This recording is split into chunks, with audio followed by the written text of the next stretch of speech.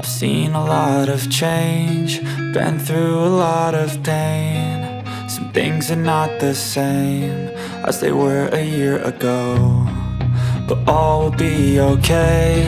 I move on each and every day. The past is where it stays, way back a year ago. Hello everybody, Dave here for the next instalment of Dave Gets Shaftheadgrip, where we're back onto the Howson personas. So the A-time, so we'll have a quick look over it and see if we can see if there's any major damage on it. Let's look. There's a little tiny dent there. No major gouges out of the edge. There is a little bit of a dimple on there. On the top edge, no real damage. On the back, I can't see any damage at the moment. And on the underneath, there's a few scratches on this bit. That'll probably reveal a few bits, and there's a few marks there. I reckon they'll get revealed a bit more. And around the neck, ooh. Okay, it looks like that line, not that it's focusing, but yeah, that line up there would appear to be a bit of a gouge. That will reveal a bit more. It looks like the back of this one may have taken a bit of a hit somewhere there. It could be dirty, but it looks a little bit more like paint been rubbed away maybe. But I'm not going to worry about that. We're going to go with the same sort of process. Thinking about it, let's have a good look at the face. See if we can spot any real damage on there. There's a few nicks. The grooves aren't very clean, as in like the edges, the cut. But again, I think we'll have some marks show up on this once we've cleaned it up a little bit. Okay, so we'll go into fast forward mode, so let's crack on.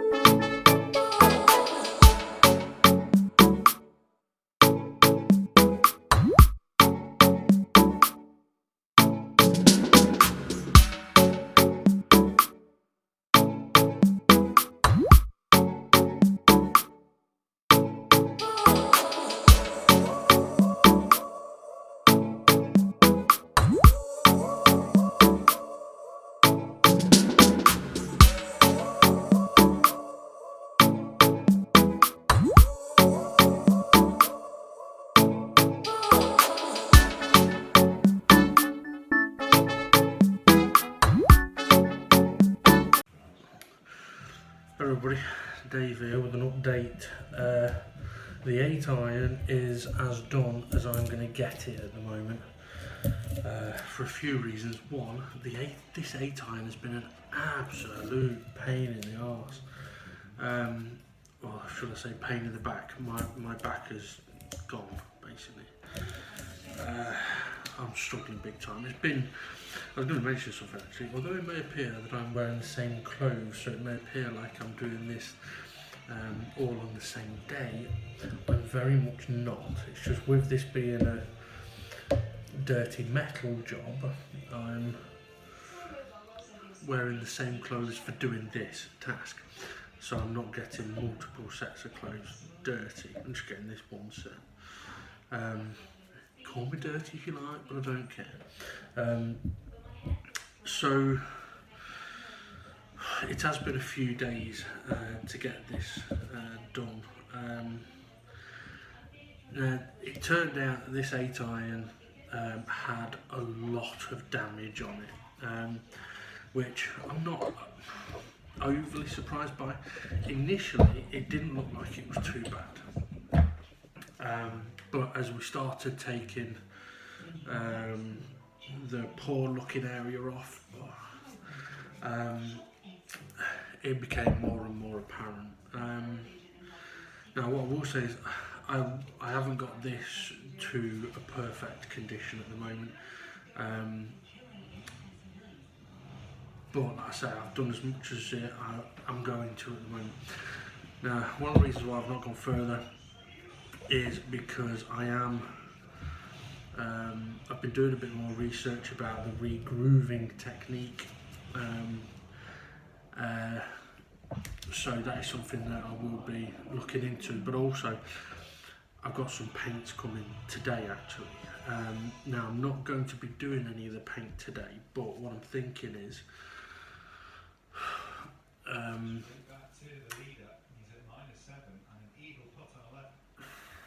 I'm tempted to, rather than going and doing the 7 iron, I'm tempted to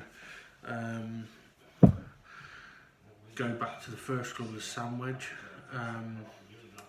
and strip the colour off, do a bit more work on the groove, strip the paint off, do a bit more colour on the groove, do a bit more work on the grooves,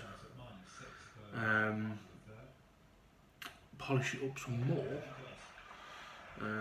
basically clean it up some more, and the way of doing that is sand it, and because I'm struggling with that at the moment, that's why I'm sort of half stopping. So I'm tempted to see how the paint process is going to go.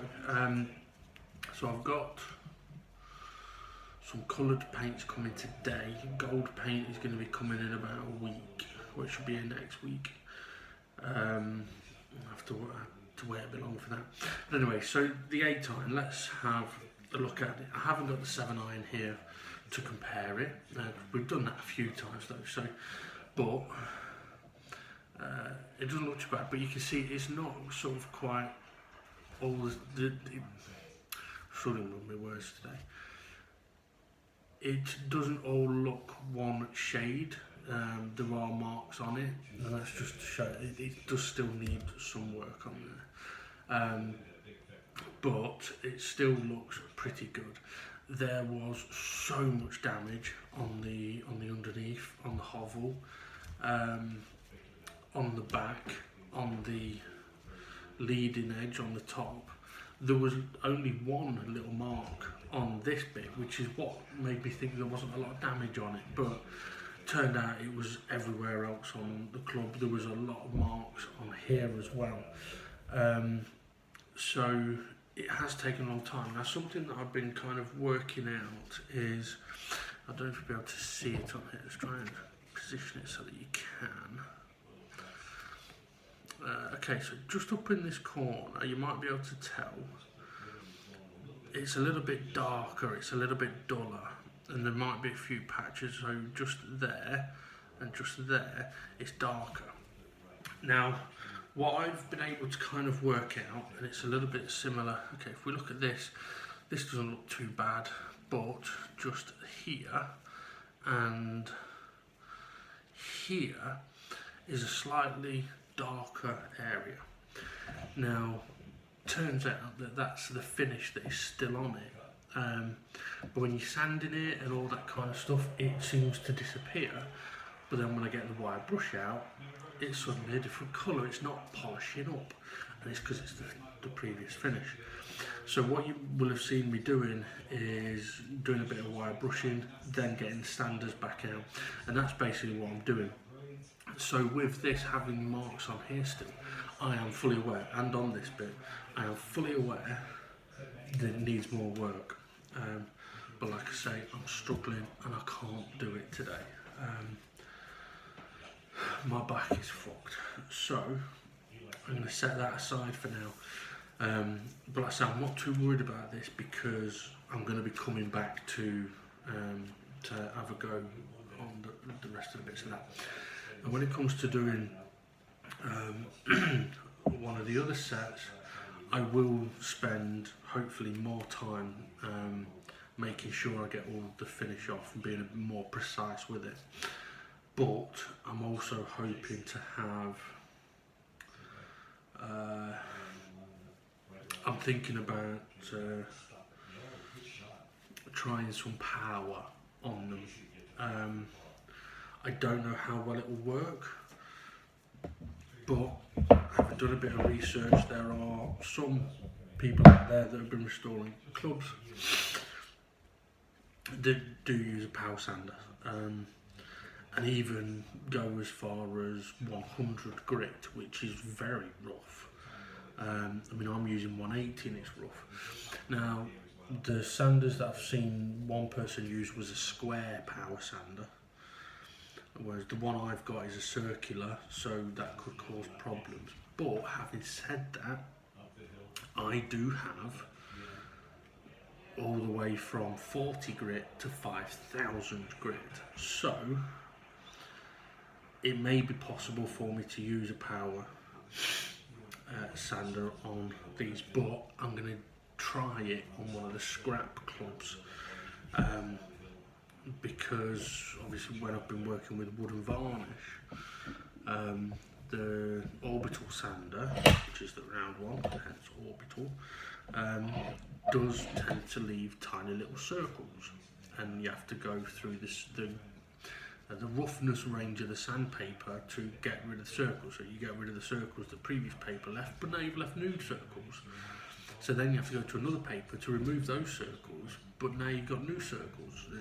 So yeah, so there's a chance it could do similar with this, but I'm learning quite a lot doing this. I'm realising that I do need to sand them considerably more, but I'm finding very useful little techniques while I'm doing it.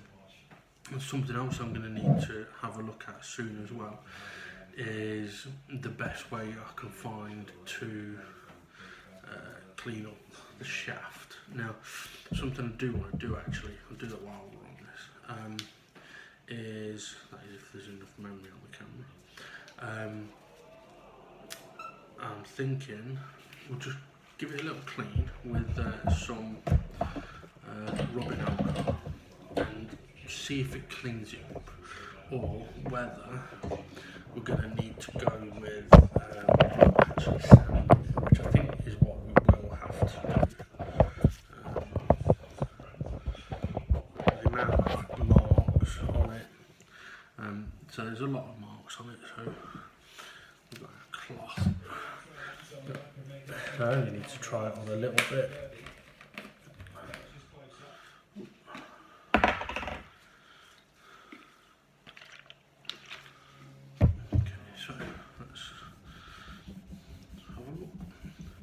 Now, I fully expect this to make the potentially shiny bits shiny, but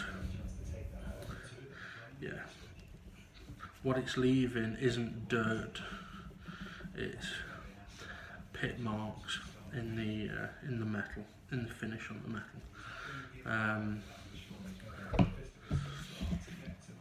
So if I was to, this should,